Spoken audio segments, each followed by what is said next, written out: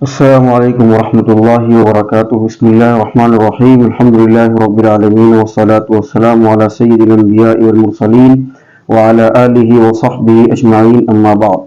آج ہمارے سوال اور جواب کے سیشن کا 42واں ایپیسوڈ ہے، تو ہم شروع کرتے ہیں سوالات کا سلسلہ۔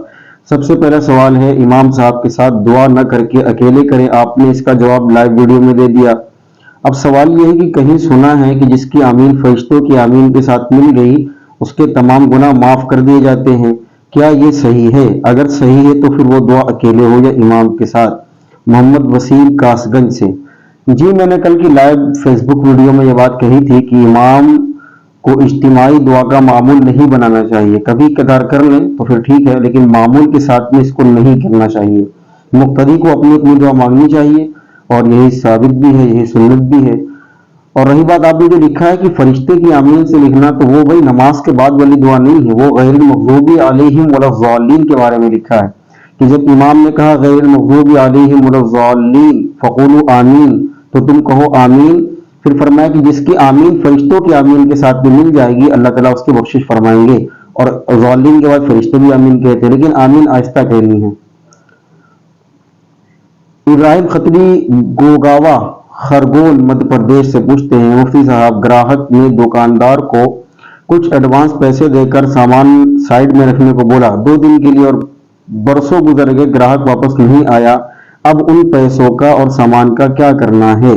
دیکھیں، آپ اس کا انتظار کریں گے اور نہ آنے کی صورت میں اس کے گھر والوں کے بارے میں بتائیں گے، آپ پتہ کریں بھائی اس طرح کا کون ہے، تو اس کے گھر والوں کو دے دیں یا اس کو خود وہ پہنچا دیں، اور جب اس کے آنے کی امید ختم ہو گئی، وہ بالکل کہ اب نہیں واپس آئے گا، تو آپ اس کی طرف سے آپ اس کو صدقہ کر سکتے ہیں، تو اسی کو ثواب ملے گا، آپ صدقے کی نیت مت کیجیے۔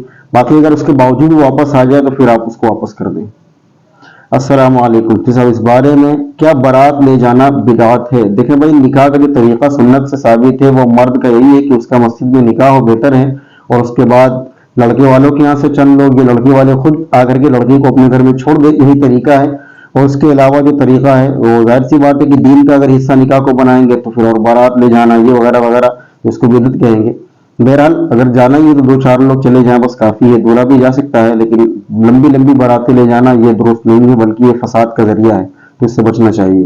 امام ابو حنیفہ کس کے مرید تھے اور ان کے پیر کون تھے؟ امام ابو حنیفہ رحمۃ اللہ علیہ کے 4000 اساتذہ تھے، اب کون ان میں پیر تھا؟ امام جعفر صادق بھی تھے، امام باقر بھی تھے، تو اس طرح کی بات ہے۔ باقی سوال کرنے کا مقصد اگر لکھ دیا جاتا تو میں اس پر تفصیل سے جواب دیتا۔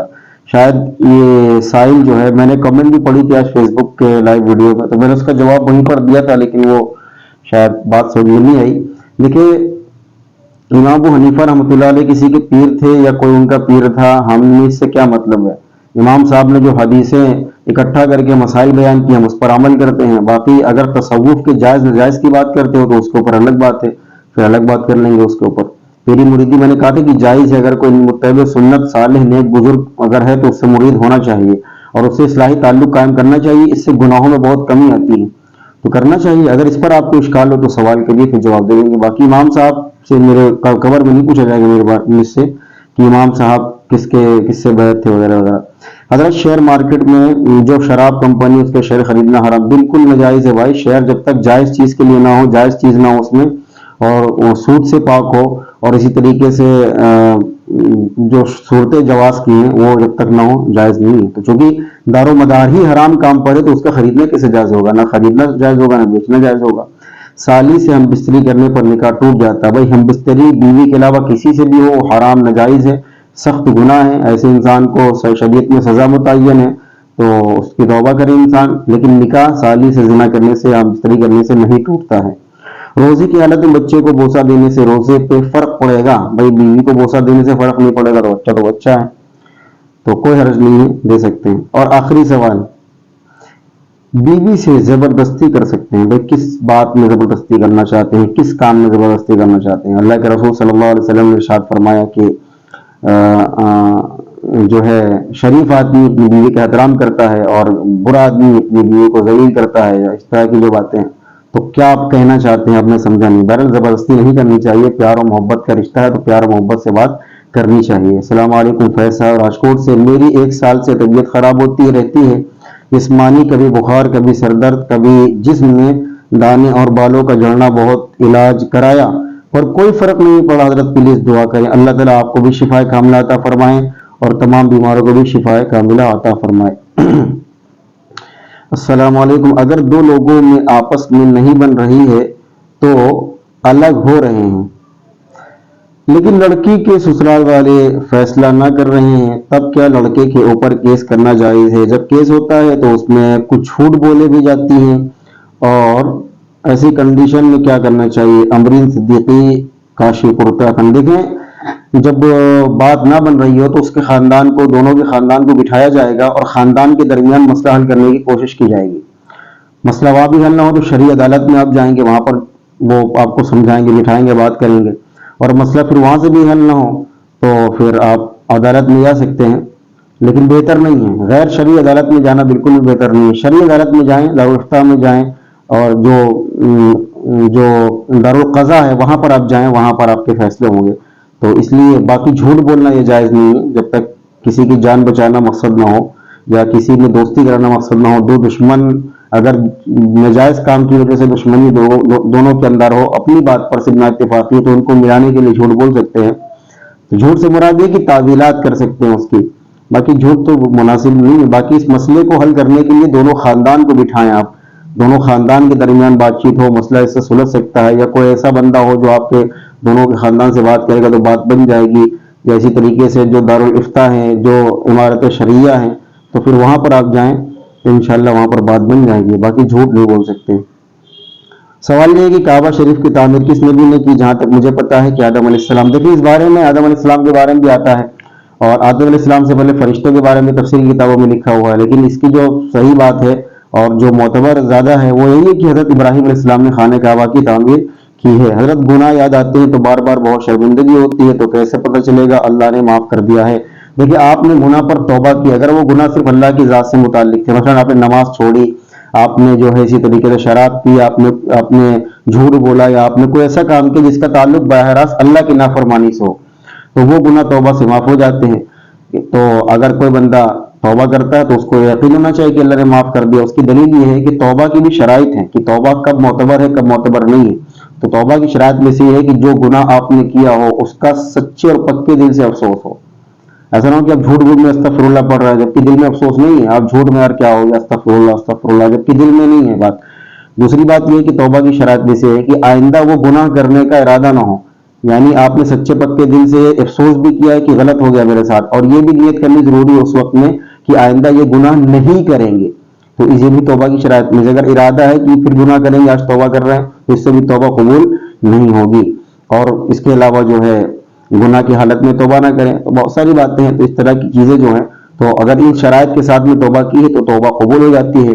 تو التائب من الذنب کمن لا ذنب له، توبہ کرنے والا ایسا ہے جیسا کہ اس نے کبھی گناہ کیا ہی نہیں ہے۔ تو اگر آنسو بھی آ گئے ہیں تو اچھی بات ہے، توبہ اللہ کی یہاں قبول ہو جاتی ہے، اطمینان رکھنا چاہیے۔ یا عبادی الذین اسرفوا علی انفسہم لا تقنطوا من رحمۃ اللہ، میرے بندوں سے کہو جو گنہگار ہیں میری رحمت سے نا امید نہ ہو، اللہ تعالیٰ ان کے گناہوں کو بخش دے گا، بلکہ تمام گناہوں کو بخش دے گا، اور اللہ بہت بخشنے والا ہے، مہربان ہے، رحم کرنے والا ہے۔ معراج خان صاحب سیتاپور سے کہتے ہیں کہ حضرت میرے گاؤں میں پچھلے 2 دن میں ایک گھر میں 2 بچوں کا انتقال ہو گیا، اس میں ایک عمر 15-16 سال تھی، دوسرے کی 12 سال تھی۔ تو ایسے میں پورے گاؤں میں غم کا ماحول تھا۔ میرے والد صاحب جو کہ خود عالم دین ہیں نے تہجد کے وقت رات کو 1 سے 2 کے بیچ گاؤں کی عورتوں کو مسجد کے باہری حصے میں اور گاؤں کے مرد حضرات کو مسجد کے اندر حصے میں جمع کر کے اجتماعی دعا کروائی۔ تو اس پر کچھ لوگ اعتراض کر رہے ہیں، تو حضرت کے خاص مقصد کے لیے بھی عورتیں مسجد کے باہری حصے میں نہیں جا سکتی، مسئلہ حل کریں۔ دیکھیں، اجتماعی دعا جو خاص موقعوں پر جائز تو ہے، لیکن جس موقع پر اللہ کے رسول صلی اللہ علیہ وسلم نے کی ہے، مثلا صلاۃ الاستسقاء میں، صلاۃ الکسوف میں، اور اسی طریقے سے نماز عیدین میں، یا کبھی کبھی فرض نماز کے بعد بھی، اور کچھ مواقع ہیں جن پر اللہ کے رسول نے دعا کروائی ہے۔ باقی عورتوں کو صرف دعا کے لیے بلانا یہ صحیح نہیں ہے، اس سے فتنے کا دروازہ کھلے گا، اور اس کی کوئی دلیل بھی نہیں ہے کہ مستورات کو صرف دعا کے لیے بلایا گیا ہے۔ تو عیدین کے بارے میں تو ہے کہ عید میں اللہ کے رسول عورتوں کو سے کہتے تھے کہ چلے آؤ تاکہ دعا میں شریک ہو جاؤ، لیکن اس کے علاوہ کسی خاص موقع پر مستورات کو دعا کے لیے بلانا یہ ثابت نہیں ہے، اور اس پر فتاویٰ بھی ہے، دارالعلوم دیوبند بھی فتویٰ ہے کہ صرف دعا کے لیے بلانا مستورات کو یہ صحیح نہیں ہے، بلکہ اس کا رد کیا جانا چاہیے، اور یہ ایک بدعت بن جائے گی اس سے۔ اور پھر انہوں نے لکھا ہے کہ اگر کہیں مستورات کا اجتماع ہو رہا ہو تو اس میں اگر دعا کر لی جائے بغیر ضروری سمجھے تو پھر اس کی تو گنجائش ہے، لیکن خاص دعا کے لیے بلانا یہ صحیح نہیں ہے۔ تو لہٰذا بہرحال اس میں کوئی مسئلہ نہیں ہے، وہ کر دے کہ بھائی ٹھیک ہے، یا تو دارالفتہ قریب میں ہو تو اس سے رجوع کر لیں، یا تو خود وہ رجوع کر لیں کہ بھائی ٹھیک ہے، ہم سے جو خطا ہوئی ہے تو آئندہ سے نہیں ہوگی، بس باقی کوئی حرام ناجائز اور کفر کا مسئلہ تھوڑی نا جس پر لعن طعن کیا جائے۔ فجر کی نماز کی سنت کب تک ادا کر سکتے ہیں؟ قبل الزوال، زوال سے پہلے پہلے۔ وعلیکم السلام۔ تعویذ پہننا شرک ہے، رسول اللہ صلی اللہ علیہ وسلم نے ارشاد فرمایا جس نے تعویذ لٹکایا اس نے شرک کیا۔ مسند احمد، رسول اللہ صلی اللہ علیہ وسلم نے فرمایا جس نے تعویذ لٹکایا اس کی مراد پوری نہ کرے، اور جس نے کوڑی یا گھونگا لٹکایا اللہ تعالیٰ نے اسے آرام و سکون نہ پہنچایا۔ مسند احمد، ابن حبان، المستدرک الحاکم وغیرہ وغیرہ۔ مستدرک لکھا ہے انہوں نے۔ قرآنی آیات والی تعویذات کا حکم حضرت ابراہیم نخعی رحمہ اللہ سے روایت ہے کہ سب سارین ابن مسعود رضی اللہ عنہ اور ان کے شاگردوں متعلق فرماتے کہ قرآنی اور غیر قرآنی ہر قسم کی تمام تعویذات کو ناپسند فرماتے تھے۔ حضرت حذیفہ بن یمان رضی اللہ عنہ فرماتے ہیں کہ حضور نے ایک ایسے آدمی کو دیکھا، حضرت یمان نے ایک ایسے آدمی کو دیکھا جس نے اپنے ہاتھ میں دھاگا اور تعویذ باندھ رکھا تھا جس پر بخار کا دم کیا گیا تھا۔ حضرت حذیفہ نے اسے پکڑا اور کاٹ دیا اور فرمایا اگر تو یہ تعویذ دھاگا پہنے میں مر جاتا تو میں تیری نماز جنازہ بھی نہ ادا کرتا۔ یہ بھائی سوال بہت لمبا چوڑا احادیث کو لکھ کر کے بھیجا انہوں نے، اور انہوں نے وہ احادیث کوٹ کی جس میں تعویذ لٹکانے، تعویذ پہننے کی ممانعت کی گئی، حالانکہ آدھی بات کی ہے آدھی بات نہیں کی ہے۔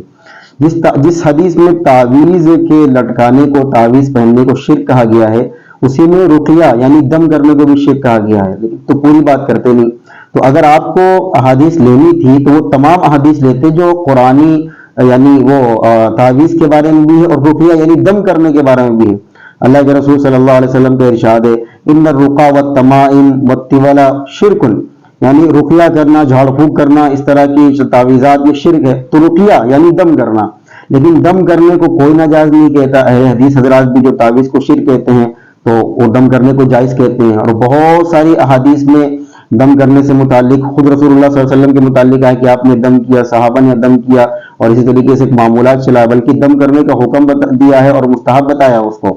لیکن بہت ساری حدیث میں جس میں تعویذ کا شرک کہا گیا ہے اسی میں لکھا ہے کہ رقیہ بھی شرک ہے، تو رقیہ کو آپ شرک نہیں مانتے۔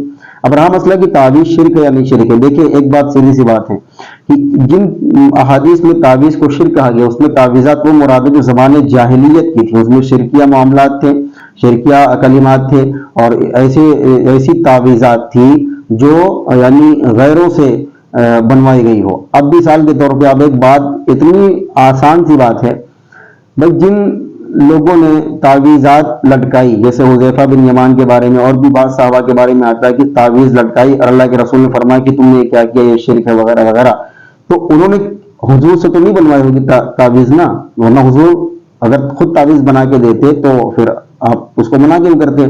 ظاہر سی بات ہے انہوں نے، وہ نئے مسلمان تھے، انہوں نے غیروں سے تعویذات بنوائی، تو ہم بھی تو کہتے ہیں غیروں سے تعویذات بنوانا شرک ہے، کفر ہے، ناجائز ہے، حرام ہے۔ اگر اس میں کچھ ایسی کفریہ باتیں ہیں واقعی تو غیروں سے تعویذ بنوانا تو جائز نہیں ہے۔ البتہ وہ تعویذات جس میں قرآنی آیات ہوں اور دعائے معصورہ ہو، یا اسی طریقے سے وہ الفاظ ہوں جو قرآن و سنت سے ثابت ہیں، اور الفاظ ایسے ہوں جن کا معنی یعنی واضح ہو، اور اس طرح کی باتیں ہوں، تو اس کا لٹکانا تو شرک نہیں، بلکہ عبداللہ ابن عمر، عبداللہ ابن عمر بن عاص وغیرہ سے تو روایت مصنف ابن ابی شیبہ وغیرہ میں مذکور ہے کہ ادعیہ مسورہ جو دعائیں ہیں ان کو وہ اپنے بالغ بچوں کو سکھاتے تھے اور نابالغ بچوں کے گلے میں لکھ کر کے ڈال دیتے تھے، تو یہ تو صحابہ سے بھی ثابت ہے۔ تو اور اسی طریقے سے دلائل النبوہ وغیرہ کے اندر لکھا ہوا ہے کہ ایک شیطان ایک صحابی کو پریشان کرتا تھا، آپ نے کچھ کلمات ان کو لکھ کر کے دیے کہ اپنے پاس رکھو، اس سے محفوظ رہو گے۔ تو اصل مسئلہ جانتے ہیں کیا ہے؟ آپ ایک طرف کی بات صرف اپنے مسلک کو ثابت کرنے کے لیے کرتے ہیں، آپ دونوں طرف کی بات نہیں کرتے۔ آپ دونوں طرف کی بات کریں گے تو مسئلہ واضح ہو جائے گا۔ وہ تعویذات جس میں شرکیہ الفاظ ہوں جو کفار و مشرکین نے بنا کر کے دی، ہم بھی تو اس کو کہتے ہیں۔ تو تعویذات جس میں قرآن اور حدیث کی بات دعائے معصورہ لکھی ہوئی ہو اس کا پہننا جو ہے جائز ہے، لیکن شرائط کے ساتھ میں۔ وہ شرائط کیا ہیں؟ وہ قرآنی آیات ہوں اور احادیث میں جو دعائیں آئی ہیں وہ ہوں، یا وہ قرآن و احادیث سے ماخوذ ہوں، اور دوسرا وہ ایسی عربی یا ایسی زبان میں ہوں جس کا مطلب واضح ہو، الٹا سیدھا نہ ہو کہ کوئی سمجھ نہ سکے۔ اور جو ہے اس کے علاوہ تیسرا ایک اور بھی ہے کہ جو تعویذ بنا کر کے دینے والا ہے وہ قرآن و سنت کا جاننے والا ہو، ایسے نہیں کسی کو بھی پکڑ کے آپ لکھ کر کے لے آئے تعویذ۔ اور نمبر 4 یہ ہے کہ تعویذ نفع نقصان بذات خود نہیں پہنچا سکتی، بلکہ نفع نقصان پہنچانے والا اللہ ہے، وہ ایز اے دعا آپ کی، ایز اے میڈیسن آپ کی کام کرے گی۔ تو اس کے ساتھ تو تعویذ پہننا جائز ہے، لیکن تعویذ بھی پہننا قرآن و حدیث کی ہی اگر ہو، قرآن کی باتیں ہوں، حدیث کی باتیں ہوں، تب بھی پہننا جائز تو ہے، لیکن غیر مستحب ہے، کیونکہ اس کا رواج صحابہ اکرام میں نہیں تھا، اگرچہ کچھ لوگوں نے کیا تھا، کچھ لوگوں کے نزدیک جائز بھی تھا۔ اور آپ نے جہاں تک بات لکھی ہے غیر صحابہ کی، اس میں تو بہت سارے لوگ ہیں، ہم بھی اس کے حوالے پیش کر سکتے ہیں آپ کے سامنے، انہوں نے بھی تعویذ کو جائز کہا ہے جو قرآن و سنت سے ماخوذ ہو، لیکن ایک غیر مستحب عمل ہے۔ دعاؤں کا سلسلہ زیادہ ہے، حضور صلی اللہ علیہ وسلم نے دعائیں بتائی ہیں، ان کو دعاؤں کو پڑھنا چاہیے۔ آج کل تعویذات کی وجہ سے دعاؤں سے لوگ محروم رہ گئے، ذرا سا کوئی مسئلہ ہوتا ہے مولوی صاحب تعویذ بنا کر کے تو دعا، حالانکہ اللہ کے رسول نے تو دعا سکھائی ہے کہ اس موقع پر یہ دعا پڑھو، اس موقع پر یہ دعا پڑھو، دعا کوئی نہیں پڑھتا، تعویذات سب جو ہے لیتے ہیں۔ تو تعویذات کو شرک سمجھنا، وہ تعویذات جو یعنی جو میں نے شرائط بیان کی ہیں ان کے ساتھ اگر تعویذ بنی ہے تو اس کو شرک نہیں کہا جائے گا، ہاں البتہ جائز ہے لیکن غیر مستحب عمل ہے، تو اس لیے اس کا رواج نہیں بنانا چاہیے اور اس کو نفع نقصان کا مالک بھی نہیں سمجھنا چاہیے۔ اچھا، تعویذ نفع نقصان کی مالک ذاتی اعتبار سے اس کو سمجھنا یہ تو شرک ہے۔ اب مثال کے طور پر بندہ صلاۃ الحاجت پڑھتا ہے، وہ اللہ سے مانگتا ہے، ذریعہ بنتی ہے نماز لیکن مانگتا ہے اللہ سے، تو تعویذ اگر کوئی بندہ قرآن اور حدیث والی صحیح کلمات کی باندھتا ہے تو اس کا تعلق اللہ سے ہی ہوتا ہے، لیکن وہ ذریعہ بناتا ہے اس کو، اور ذریعہ کسی غیر اللہ کو نہیں بناتا، اللہ کی چیز کو، جیسے نماز اللہ کا حکم ہے تو نماز ذریعہ ہے، صلاۃ الحاجہ مانگنے کا ذریعہ ہے، دعا کرنے کا ذریعہ ہے۔ اور اسی طریقے سے یعنی وہ جو تعویذ آپ عربی میں جو قرآن و حدیث کے لٹکائے ہوئے ہیں یا باندھے ہوئے ہیں، یہ بھی ایک سمجھ لیجیے کہ ایک ذریعہ ہے جو اللہ سے مانگی جا رہی، اور یہ غیر اللہ نہیں ہے، یہ خود اللہ کی چیز ہے، تو اس لیے اس کو جائز کہا جائے گا، البتہ اس کو ضروری سمجھنا یا اسی پر ڈپینڈنٹ ہو جانا یہ صحیح نہیں ہے۔ دعاؤں کا اہتمام کرنا چاہیے اور اسی طریقے سے نماز کی پابندی کرنی چاہیے۔ زیادہ تر تو اس میں خرافات ہوتی ہے، میں تو ایک کی بات کہوں گا، زیادہ تر تو خرافات ہوتی ہے، شاید 10% ٹھیک ہو تو پھر اس کا احتمال ہے کہ پتہ نہیں کیا ہو کیا نہیں ہو، تو اس لیے ان چیزوں سے بچ کر کے دعاؤں کا اہتمام کرنا چاہیے۔ اللہ